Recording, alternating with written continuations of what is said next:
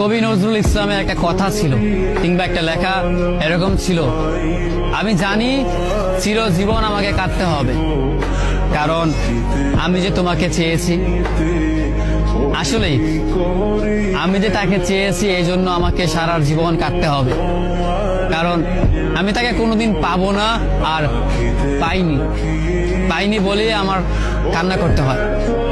তাকে আমি প্রচন্ড ভালোবাসি বলেই আমার কান্নাটা আসে, তাকে আমি আমার করে পাইনি বলেই আমার কষ্টটা হয়। কবি নজরুল ইসলামের লেখাটা খুব দারুণ ছিল। আসলেই তাকে পাইনি বলে আমাকে সারা জীবন কান্না করতে হবে।